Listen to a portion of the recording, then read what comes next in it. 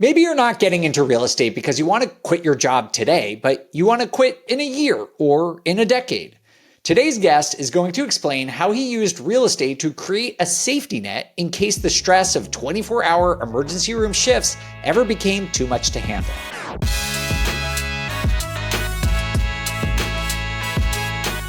Hey everyone, it's Dave, and today we have an incredible investor story with Benjamin Aaker, an emergency room physician in Sioux Falls, South Dakota. Benjamin became an accidental landlord, then realized that real estate could be the exact solution he was looking for, and has since scaled up into some seriously impressive properties, even if he had to jackhammer at least one sewage line himself to get there. Let's bring on Benjamin. Benjamin, thanks for joining me today. It's good to have you. Yeah, thanks so much for having me. It's really exciting to be here today. Yeah, let's jump into this thing. Tell me a little bit about how you first got started investing and what else you were doing at that time. Sure. So I'm a physician, an emergency medicine physician, and got started doing that. Not wanting to do any kind of real estate at all, just never even thought of it, but kind of realized early on that burnout was a thing, and it's very high in medicine, and it's even higher in emergency medicine. And so I was wanting to do other things, but that was stock market. That was anything else other than real estate at the time. And I was an accidental landlord. That's how I really got into real estate investing. And how old were you at the time? Let's see. It would have been 9 years ago. So that would have put me at 35 years old. Okay. And I would imagine that being an emergency room physician is extremely time intensive. So what was it like becoming an accidental landlord? Well, yeah, you're right. It is time intensive. The nice thing about emergency medicine is it's a shift work. So you can kind of schedule your day and pack it all in. And once you get that schedule out, then you have other time to be able to do other things. So I was able to make that work with that time constraint. And real estate investing, at least for me, starting out was very much, do the things and then hopefully let it run. Be ready to answer the phone, tenants, toilets, and telephones, as everybody says. Yeah. And that was my experience as well, starting out. The only problem was if I was on a shift in the emergency department, I wasn't able a lot of times to answer those telephone calls. I'm interested, Benjamin, to learn more about your accidental landlord experience, because if you haven't heard this term, everyone, it's basically a lot of people get into real estate out of some, unforeseen circumstances where you inherit a property or someone asks you to take over management of a property. And for some people, that's a nightmare and they want to sell it and get rid of it. But it sounds like for you, Benjamin, there's something clicked about real estate that you liked. What was it? This thing was just a house that we bought, my wife and I, in order to live in while we were building our primary residence. I had promised her that I would build her a beautiful house once we paid off the one that we had. And we just, you need a place to live while you're building. And that was my situation. So then our real estate agent said, we were going to just sell it. It was kind of like a flip, but we didn't really know what a flip was at the time. And the real estate agent said, hey, I've got two people who want to buy a house. They're my clients, but they found lots of houses that they like. They just can't. Their credit's not quite there, and the bank has denied them. And he said, "Do you think you might want to rent to these guys, and then you don't have to go through the whole thing about selling it?" And I thought that sounds really nice not to have to go through that. And we didn't do any kind of background checks, nothing. Just relied on what he said and what the bank had. And so it could have been a bad experience, but it actually worked out really well. You mentioned that you didn't have a specific goal when you first started out. And I think it's a tough spot to be in with real estate because there's so many different ways that you can go. You could flip houses, like you said, you could buy rental properties. So after that first one, where did you decide to go next with your investing career? What happened was then I heard about the freedom number. I heard about, you need to make a plan. You need to have a 5-year goal and a 10-year goal. And so then I kind of started formulating something around that time. And it was all about wanting to be able to hedge for burnout. Way back in residency, which is what you do after medical school for a couple of years, the burnout was kind of like, I'm feeling a little bit and I need to have something that at some point I can leave. And luckily, throughout that time, I have not felt like I had to leave emergency medicine. I love taking care of patients. So I've continued to do that. And so I grew. But from listening to the podcast, I learned that, the economies of scale of multifamily were there. So I started looking for multifamilies at that time.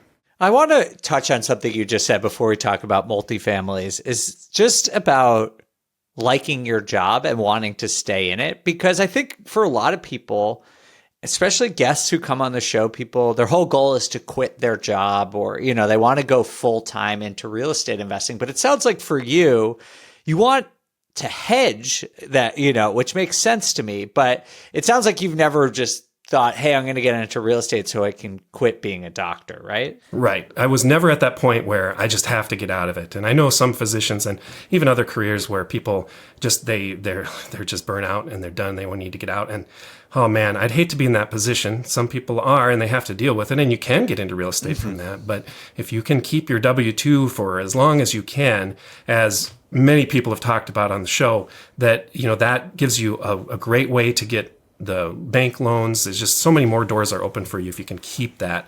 So that's what I did and have done. And, that really has helped me with having that income to be able to go to the bank and get loans. So that's kind of my advantage that I have over a lot of people, is that I have that big income that I still continue to be able to report to the bank. Yeah, that is a huge advantage of maintaining your W-2, is that you're more lendable. I don't know if that's actually a word, but we're going to make it one. But I think the other thing that's really interesting about, and super relatable to people about staying in your W-2, is that it allows you to be a little bit more patient, I find, and maybe take on a little bit less risk. Because if you just think about what you would need to do, the type of deals, how intensive they would need to be to replace your income or to go full-time in real estate in 2 or 3 years, it's very different than if you're approaching it the way Benjamin might have been and saying, hey, I'm going to buy deals opportunistically. That sort of puts you in a different mindset to the types of deals that you look for and ultimately end up buying. Totally agree. Yeah, for me, it was I called it a 50-year plan, which is kind of a silly name.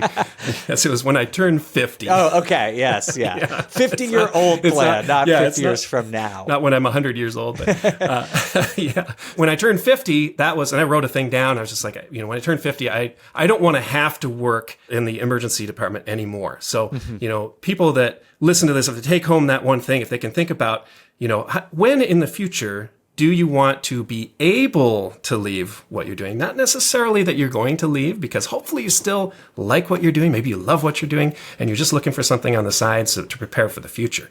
And to me, that's what real estate investing is all about. That's the goal, is setting that time and being prepared for it. And once you get to that, I'm there now. I mean, I'm not 50 yet, I'm 46. And I'm there. And it's such a great feeling. Thank you. Yeah. So now I can just do whatever I want and work when I want to. And I think a lot of people can have that as well if they set their goal right. Not that I want to be a millionaire and sit on the beach, wouldn't that be great? But, that wouldn't be fun for a lot of us, I think. No, I'm in the exact same boat and in a fortunate position where I sort of set a goal for myself to be what I would call work optional at 40. I'm there, nice. 37, so that's great. Dave. Yeah, well, I intend to keep working. I like working. I have a great job, as you can tell. Yeah. So I get to do this every day.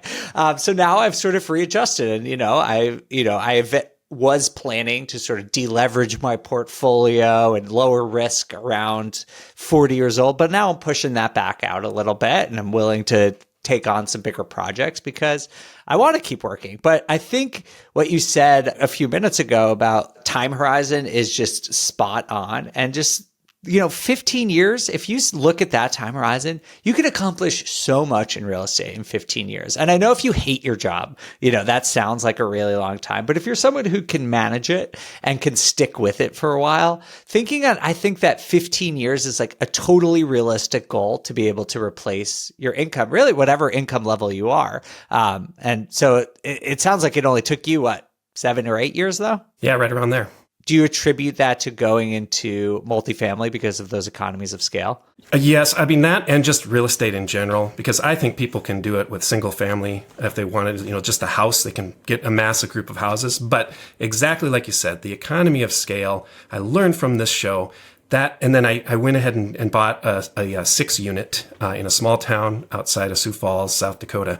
And, just kind of a small community, had 8 people in there. And it's just like you only have one bill for snow. Now, maybe you don't have any bills with the single families, but you have, or snow bills for single family. Maybe where you live, you don't. Lucky you. If you're I was going to say, Texas I don't think everyone knows about snow bills. I have one where I have a short-term rental in a ski town, and it is pricey to have them come plow. It's insane. I should just drive a plow. It's a great business. You should. Yeah.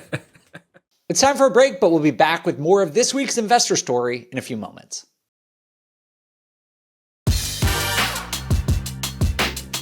Welcome back to the BiggerPockets Real Estate Podcast with our guest, Benjamin Aaker.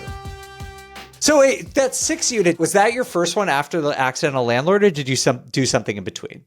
So I started in that thinking, well, single families is the way to go. So I ended up buying four total, so three more after that first one, because that's all I knew. Buy a single family and rent it out, and go on to the next one. It wasn't the Burr method. I never thought about refinancing, but I had them all set up so that they would be about cash flow neutral. And that's, for me, that was another thing that I learned from this podcast is just like to set up how you want those mortgages to be. A lot of people are going for cash flow, and when they're starting out, especially if they are quitting their job, they got to have cash flow to stay, eating. That's right. And so I totally get that. And I'm not discounting cash flow as being important.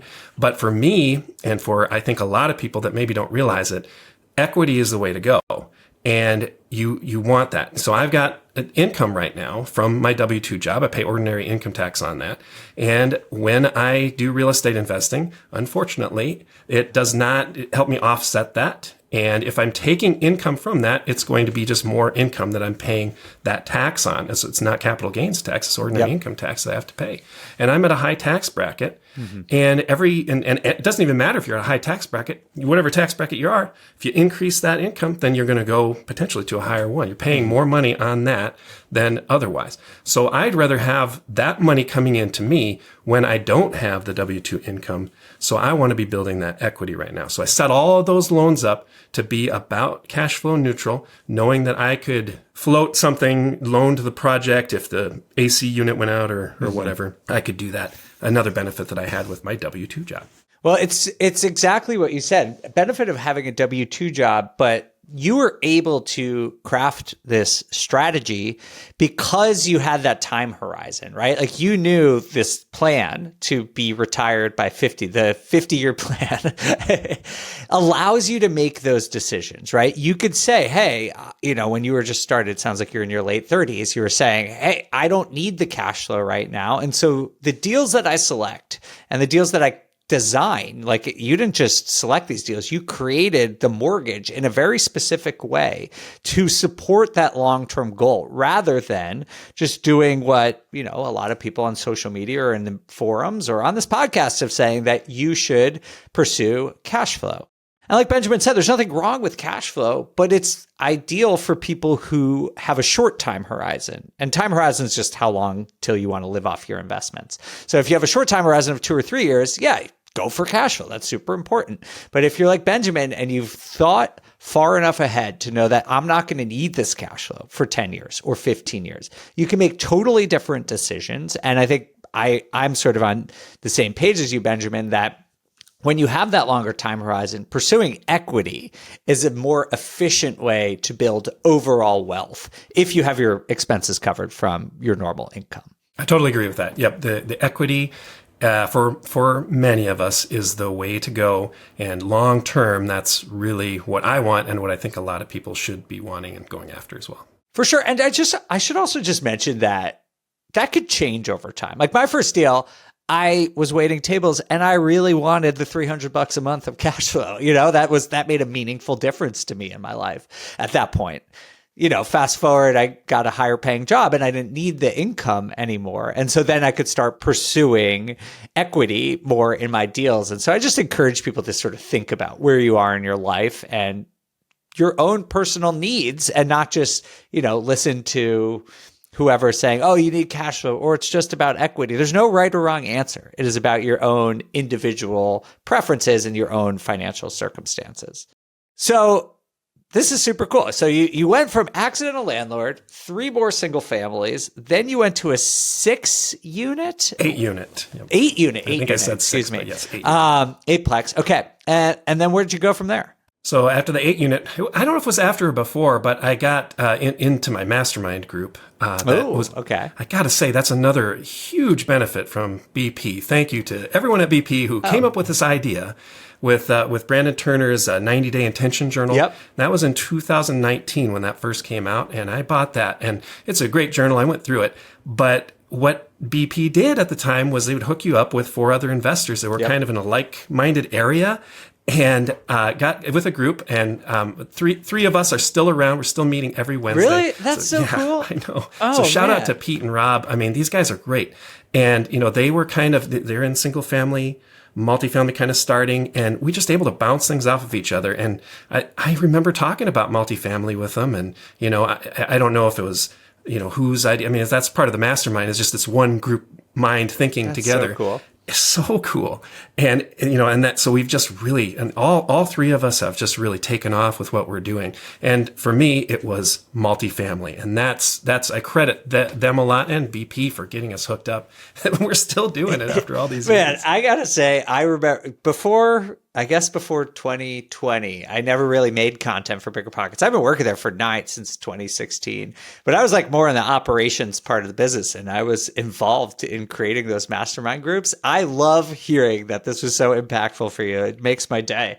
If anyone else listening to that is still doing their mastermind, please shoot me a note on BiggerPockets. I would love to know that. That's super cool information. And I'm so glad to hear that other people your guys are still meeting, because just getting around like-minded people, it really makes just a huge difference in your investing career. It sort of just like normalizes some tough decisions. Like I can imagine if you're working full time, you bought a couple single families, like without encouragement from other people, it might be really daunting to go into multifamily. Yeah, it totally. And these guys have, their own perspective and all their knowledge that they've built up. And, you say, hey, I want to do this. And they say, well, have you thought about this? Have you, what? And it's just so many times they have helped me in coming up with new ideas or new strategies. You might say about the bad week that you had when the tenant needed a new toilet or something like that. And they say, oh, sorry, you really should get someone to do that for you. Oh, yeah, I didn't think about that.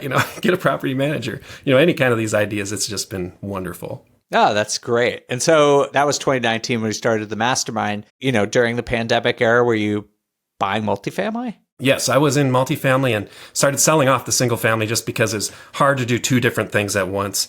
And, even though they were profitable, there was the profitability of the multifamily was so much more. After that 8-plex, then it just really took off. Then ended up buying a 16-plex, and I did that as a syndication. And that went really well. And so I just have continued doing that since then. And for anyone listening who doesn't know, syndication is just an industry term for raising money from a bunch of investors, pooling your money together to buy larger assets like multifamily. And it can be super beneficial because, as I'm sure you can imagine, if you want to buy a 50-unit, that's a lot of money. And usually individuals don't have it. And so you have different classes of investors. You have what's known as a GP, a general partner, or a sponsor, who organizes the deal and sort of takes the lead on decision making, finding deals, doing all the operations. And then you have people called LPs, or limited partners, who mostly just invest passively by contributing capital money to the deal. And so, Benjamin, had you ever been a part of a syndication like passively, or did you just go straight for being a general partner and running deals for yourself? I was involved in it was more of a joint venture, JV deal, that one of the guys was the leader of it. So kind of now looking back, feels like a GP LP thing, even though I'm considered a general partner in that. But that wasn't a syndication. So to answer your question, no, but I did have that experience where this one guy put together the deal and found the investors and brought everybody on, and just seemed like such a great thing, for me, being able to just invest passively on that. So I thought, well, wouldn't it be great to be able to bring people together? Because you do get to a point, if you keep on getting bigger and bigger, where you just don't have that money, especially if you're not looking for cash flow, to start out with. You don't have a huge pile of cash to get the down payment. So you need to put other people together. So I did have a little bit of experience, but this was the first one, and it was definitely a learning curve. Yeah. How'd it go? You want to know the way? You want to know before the end? Before the end, it did not go great.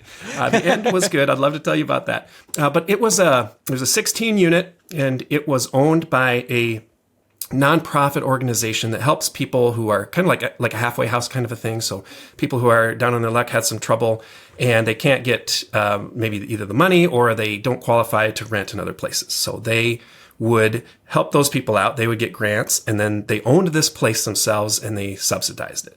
So I think at some point they kind of thought, you know what, we're kind of taking from one hand and paying the other hand. Maybe that's not our mission. I don't know that for a fact, but then they wanted to sell. So, and it was a great deal, great price, and went in there and bought that from them. And my big mistake there was thinking that they would just continue to have all the tenants in place. So it was like, look, great. The whole place is full and they're paying the monthly rent for them. So I just get this big check at the start of the month. It's great. Kind of like what you've talked about in the podcast, Section 8. This is not Section 8, but it's a similar sort of a deal. Is it state funded or something? Well, a lot of I looked up their funding afterward, and 70% of it was federal grants that they were getting. Okay. But it is a local organization. And so after I bought it, just out of the blue, they started finding reasons that their tenants didn't qualify. So kind of like one of them was, oh, you're making too much money now, so we're going to drop you off the plan. And so the people who were making some money, they had a certain percentage that they needed to pay, and the group was paying. And so that group amount was gone. And then they just didn't have enough money for the rent. And so then I started to try to find other sources to help them, assistance sources. And in some cases I could, but some cases I couldn't. And so they ended up, many of those people leaving. But after that, we were down to 25% occupancy. Oh my God. Whoa. And what were you when you bought? We were at nearly 100%. I think it was 100%, but it was, gosh. Right where you would expect it to be, when you're buying. So nothing alarms off. But I didn't think about, I don't even know if this is a thing, but it would have been nice to have some sort of a guarantee in the contract that said, hey, you're going to keep on paying this for the next year as we stabilize or whatever. It just didn't even occur to me. That's a unique circumstance. Yeah. So a huge mistake. Yeah. Interesting. So how did you rectify this? Well, luckily I had saved up an extra $40,000 to do a rehab of a garage. So there was a big garage that they had on this property. I was going to divide it into little garages and then rent those out. It was a great idea, right? Well, I guess in the end, it was the best idea that I had. It didn't turn into a garage. It just sat there as a big nothing. But that money was paying the mortgage. So I notified the investors right away of the situation, which you have to do. Communication is so important. Investors, by the way, that I do, they're people I know, they're coworkers, they're friends. I don't advertise to do these deals because I want people that I know. Can I ask how many people, how many limited partners you had? Yeah, well, in this deal, there were 5 LPs. Okay. So people you probably knew decently well, I would imagine. Yep, know them well. And because of that, I think I'm much more concerned about their money than I have about my own. Yeah, and so right. They will not be losing money on this deal if I have anything to say about it. And I'm in control, so I better not lose their money. And that kept me up at night. I remember waking up at 3 a.m. with this 25% occupancy. What are we going to have to do when we run out of that money? Yeah. And I would be subsidizing myself. I had capital call, those kind of things. You just never want to have that. I luckily didn't. So I ended up finding a contractor who was just calling around looking for short-term rental for his workers as they come in to build some these big barns for hogs in South Dakota here.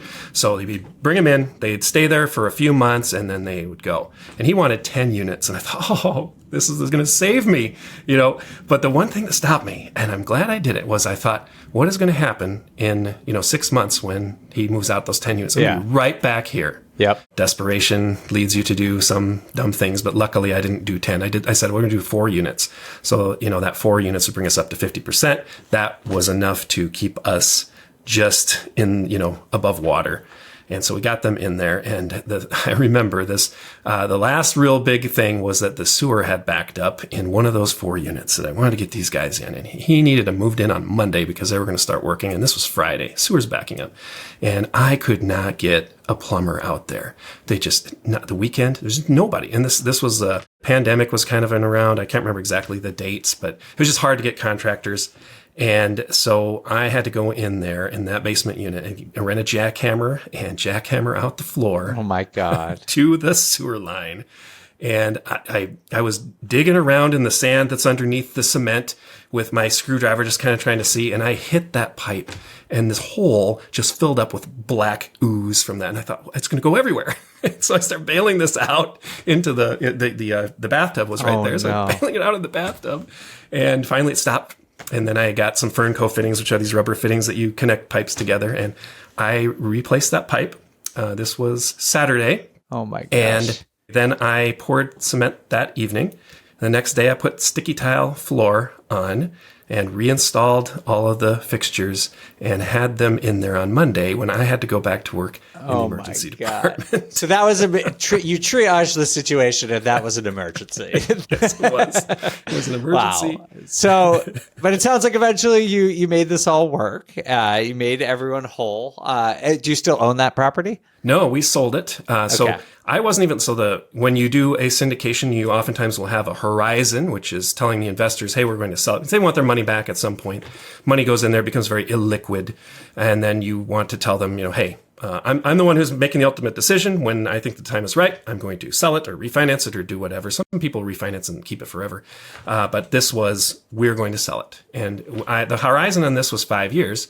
However, as the GP of the deal, the operator of it, if you will, I can choose, or it was set up so I could choose when. And there was a group out of Nebraska, I think, that was looking to do a 1031, and another broker in town called me up and said, you're interested in selling? And I said, no, we're not interested in selling. It's only been 2 years, but if you really want to buy it, here's a price. And I kind of slipped on that price, and he went to his guy, and they said, yep, we like that price. I love it. We want to buy it. So we went under contract. Excellent. So you were very aggressive with the price, I assume. I was, yep. Okay. and because I held all the cards at that point, or all the chips. I could do anything I wanted because I don't really want to sell. So, and then when you have a 1031, those are great, but they encourage you strongly to do things that you might not otherwise do, like buy something. Yeah, you can buy a thinner deal Yes. for sure. Oftentimes, it's still pencils for the 1031 to buy a bit of a thinner deal. So I'm hopeful it worked for him. Yeah. So we ended up selling 2 years. The ROI to the investors was 80% on that. Woo. So 40% every year, if you can look at it that way. So just huge. I was just good for you. Pleased. Thank you. Go from 25% occupancy to an 80% return in 2 years that's a great turnaround. Congrats. We have to take a final break, but stick around to hear more of Benjamin's journey all the way from single family deals to syndication sponsor.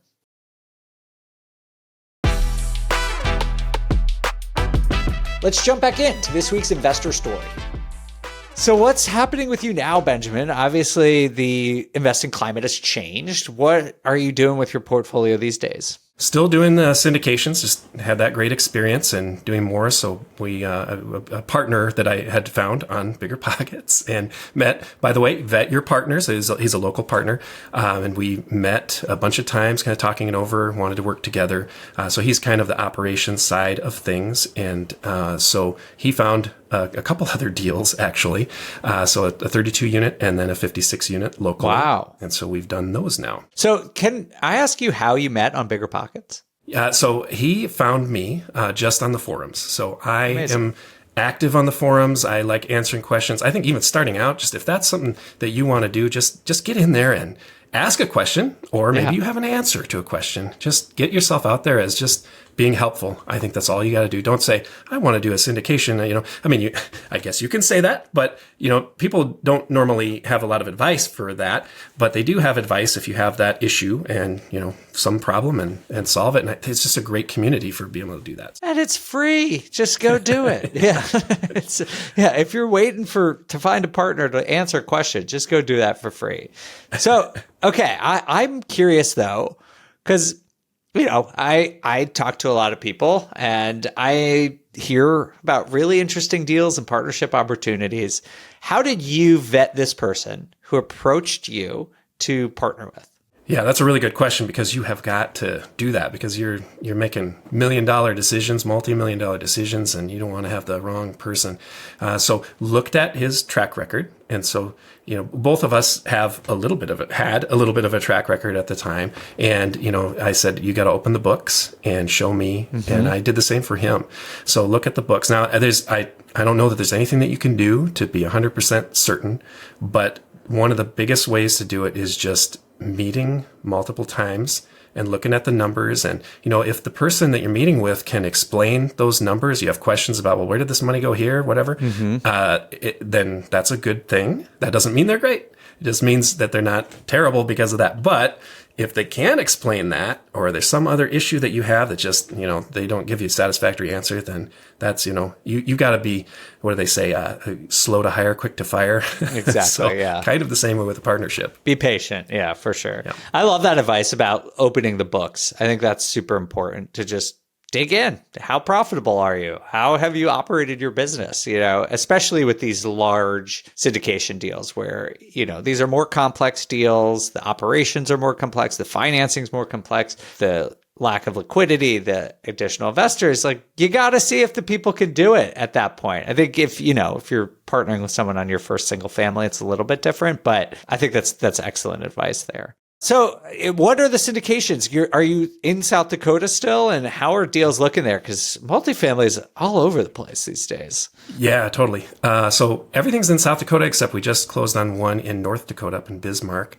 But yeah, it's slowed down because, deals are in any market. So you can find it whether the interest rates are up or interest rates are down. But when the interest rates go up, at the start of that curve, I think it becomes harder, and we notice that because sellers have this vision of what it was like a year ago or 2 years ago, how great it was, and people are paying all these top dollar, and they want that top dollar, and so they're going to go on the market for that, and they just haven't realized that those aren't selling. So it takes a while for that mentality to kind of change, and I think it has to a large degree now. But so we had a dry couple of years where we didn't do anything, but that's another thing about a syndicator is that you really don't want ones that are just all the time going. You want to know ones that are really taking the time to find the right one. And sometimes it's going to be a dry time, and that's totally okay. Agree.